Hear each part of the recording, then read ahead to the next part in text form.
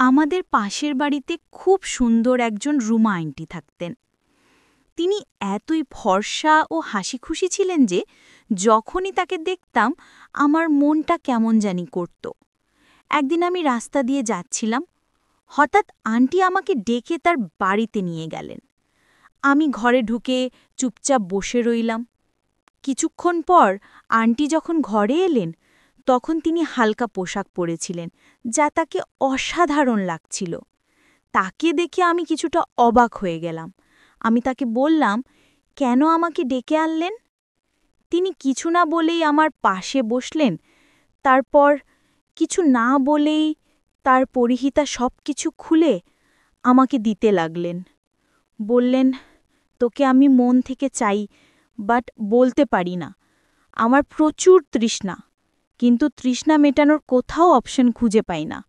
তাই তোকে আজকে বাড়িতে নিয়ে এসেছি। তুই আজ গাছে উঠবি, ডাব পাড়াবি, ডাবের রস খাবি। এরপর তুই নদীতে নামবি, নদীতে নেমে গোসল করবি। জলদি জলদি নে, নদীতে বান চলে আসতেছে, তাড়াতাড়ি গোসল দে, নাহলে ভিজে যাব। বন্ধুরা, আজকের গল্পটি অনেকটাই স্পেশাল, তাই সবাই রেডি হয়ে যাও।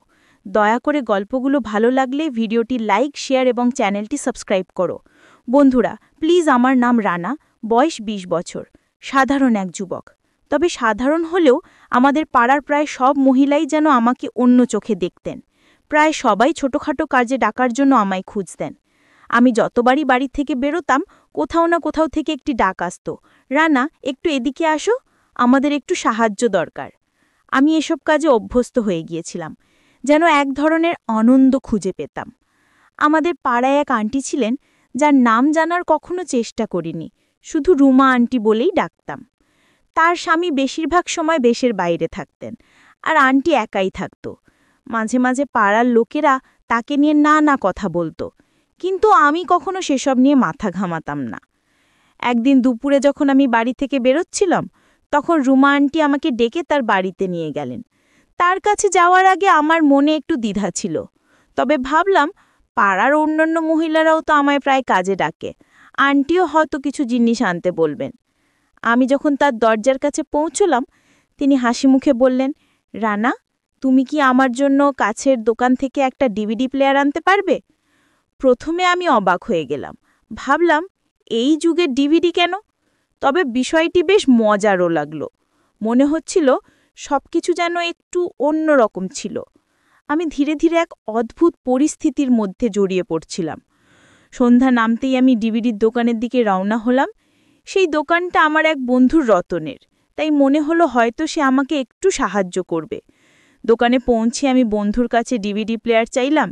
কিছুটা দ্বিধা করার পর সে বলল, ঠিক আছে, তবে একে ফিরিয়ে দেওয়ার দায়িত্ব কিন্তু তোমার। আমি তার শর্ত মেনে নিলাম, কারণ আমি চাইনি আন্টিকে হতাশ করতে। ডিভিডি প্লেয়ার নিয়ে যখন রুমা আন্টির বাড়িতে পৌঁছলাম, তিনি আমাকে দেখে মৃদু হেসে ধন্যবাদ জানালেন। আন্টির চোখে একটি অদ্ভুত ভাব ছিল, যেন তার কথার পেছনে আরও কিছু লুকিয়ে আছে। আমি যখন ডিভিডি প্লেয়ারটি দরজার কাছে দেওয়ার চেষ্টা করলাম, তিনি বললেন, ভেতরে এসে এটি আমাদের এলসিডির সঙ্গে সেট করে দাও, কারণ আমি এই ব্যাপারটা বুঝি না। আমি এসব কাজে দক্ষ ছিলাম, তাই ভেতরে ঢুকে ডিভিডি প্লেয়ারটি ঠিক করে দেওয়ার সিদ্ধান্ত নিলাম। আন্টির ঘরের পরিবেশ আর তার আচরণ আমাকে এক ধরনের আকর্ষণে জড়িয়ে ফেলেছিল। যখন আমি তার বাড়িতে ঢুকে ডিভিডি প্লেয়ারটি সেট করছিলাম, প্রতিটি মুহূর্তেই তার প্রতিক্রিয়া আমার মধ্যে এক অন্যরকম অনুভূতি তৈরি করছিল।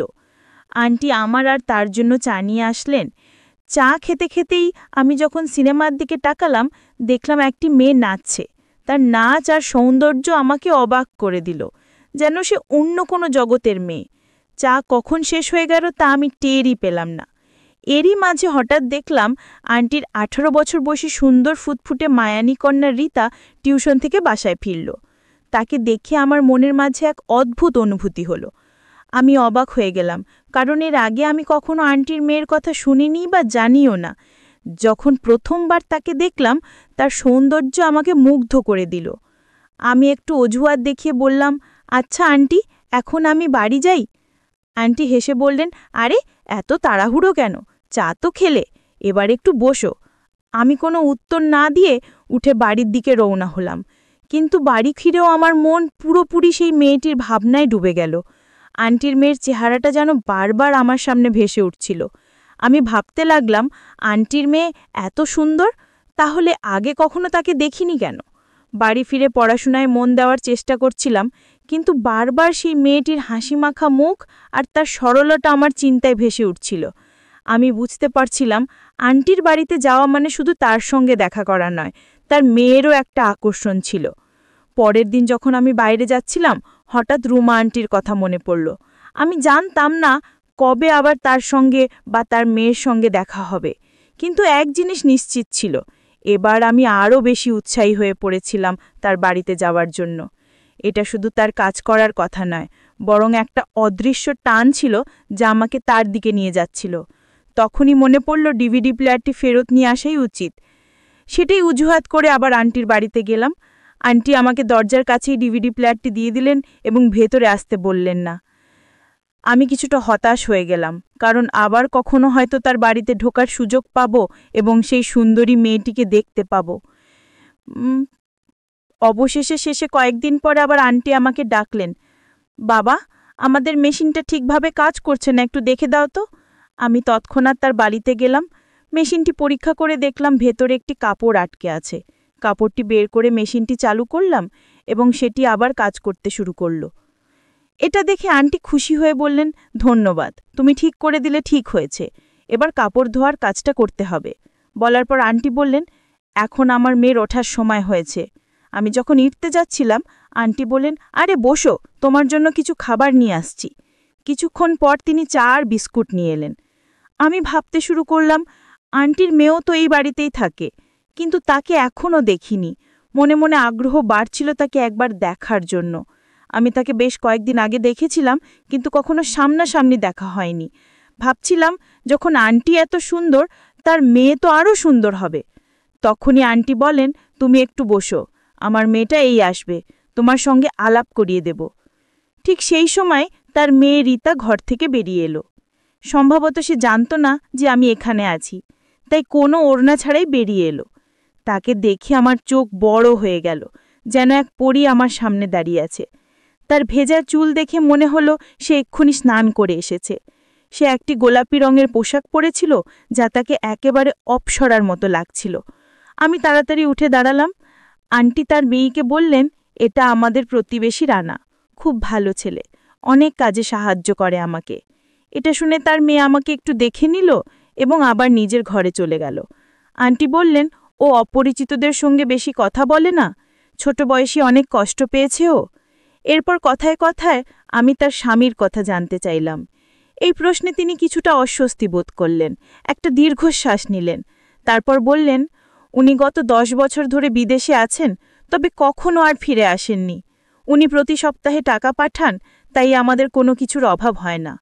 আন্টি বলতে শুরু করলেন, তবে আমার একটাই মেয়ে, আর আমার স্বামীও বিদেশে আছেন, তাই বাড়িতে একজন পুরুষের উপস্থিতি সবসময় মিস করি। যদি আমাদের বাড়িতে এমন কেউ থাকত যে সব বাইরের কাজগুলো করে দিত। তার কথাগুলো বলার সময় মুখে এক ধরনের অসহায়ত্ব দেখা যাচ্ছিল। কেন জানি না, সেই মুহূর্তে তার জন্য আমার মনে খুব মমতা জন্মল। তাই আমি বললাম, আপনি চিন্তা করবেন না, যখনই কোনো কাজের দরকার হবে আমাকে ডেকে নেবেন, আমি সব সময় সাহায্য করতে প্রস্তুত। আমার প্রচুর সময় আছে, আমাকে আপনি আপনার মতোই ভাবতে পারেন।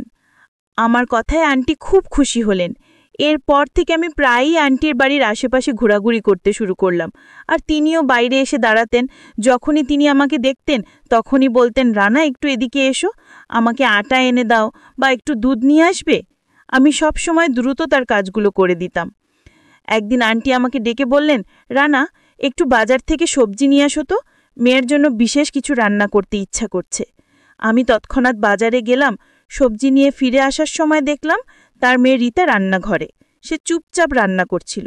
তার প্রতিটি কাজ খুব যত্নশীল আর শান্তভাবে করছিল। আমাকে দেখে হালকা একটা হাসি দিল, যা আমার মন ছুঁয়ে গেল। সে খুবই কম কথা বলতো, কিন্তু তার চোখগুলো যেন অনেক কিছু বলে দিত। একদিন আমি রুমা আন্টির বাড়িতে গেলাম। তিনি আমাকে চায়ের জন্য ডেকে নিলেন, বললেন, রানা, আজ তোমার জন্য বিশেষ চা তৈরি করেছি, এসো, বসো। আমি তার সঙ্গে বসলাম এবং আমরা নানা বিষয়ে গল্প করতে থাকলাম। আন্টি এখন তার পরিবার এবং নিজের জীবনের গল্প বলতে শুরু করলেন। যিনি জানালেন তার মেয়ের নাম রীতা, আর সে তার বাবার খুব কাছের ছিল। যখন তার বাবা বিদেশে চলে গেলেন তখন রীতা তাকে অনেক মিস করত এবং ধীরে ধীরে নিজেকে গুটিয়ে নিতে শুরু করল। আন্টির কথা শুনে রীতার প্রতি আমার সহানুভূতি আরও বাড়ল। আমি তার জীবনের কঠিন সময়গুলো বোঝার চেষ্টা করছিলাম। একদিন আমি তাদের বাড়ির সামনে দিয়ে যাচ্ছিলাম, তখন এক মিষ্টি কণ্ঠ আমাকে, রানা কুনাল, একটু এখানে আসবে? আমি তাকিয়ে দেখি সেই দাগ রীতা দিয়েছিল। আমি তার কাছে দৌড়ে গেলাম। রীতা বলল, আজ মা অসুস্থ, তাই দয়া করে একটু দুধ নিয়ে আসতে পারবে? এটা শুনে আমি তৎক্ষণাৎ দোকানে গিয়ে দুধ কিনে আনলাম। বাড়িতে ফিরে দরজায় টোকা দিলাম। রীতা দরজা খুলল। আমি বললাম, দুধ নিয়ে এলাম, এই নাও। তখন সে একটু হেসে বলল, দয়া করে ভেতরে এসে দুধটা হাতে দিয়ে যাও। আমি ভেতরে ঢুকলাম। তারপর সে বলল, মায়ের পাশে একটু বসে থাকো। আমি আন্টির ঘরে গিয়ে দেখি তিনি